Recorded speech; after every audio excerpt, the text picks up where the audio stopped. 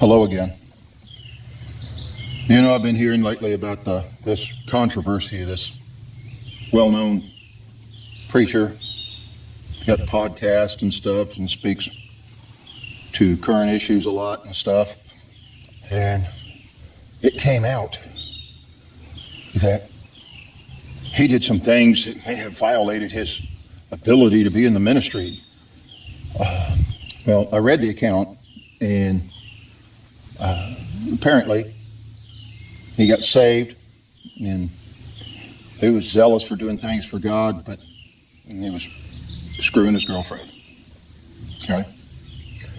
Well, you know what I've said about Pastor Robert Morris and Pastor Stephen Lawson. But this is different. And this kind of reminds me, see, this guy was open about it. He said what he did. Kind of remind me of back in the 70s, you might meet somebody and he'd walk up to you and say, "Hi, my name's John Carter." And he'd shake your hand and say, "I'm an alcoholic."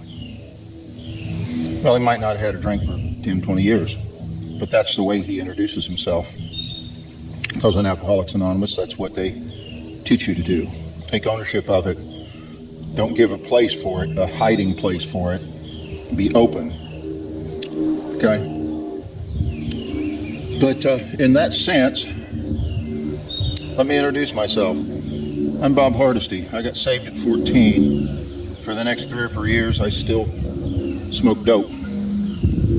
And for the next 10 years, I still screwed every woman I dated, including a few married women. You know what?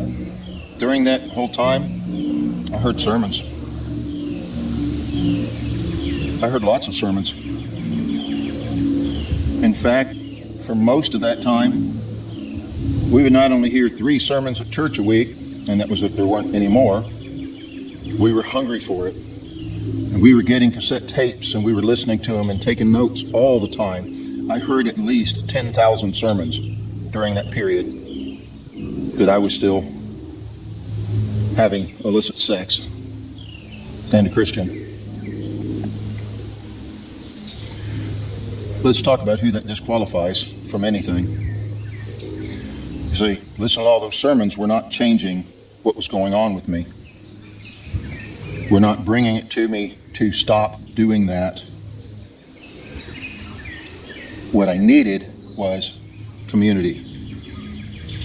I needed to be routinely around in my daily life older, more mature Christians to teach me how to walk the things I was hearing in the sermons, so I could be alongside them and learn how to put my feet where they put them as they were walking down the road, and how to apply it to everyday life.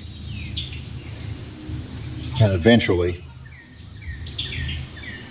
I got away from that behavior. But all the sermons didn't really make any difference in that. So I'm just going to bet that if you look into that preacher in question's life, into his history, and you look into others with similar situations,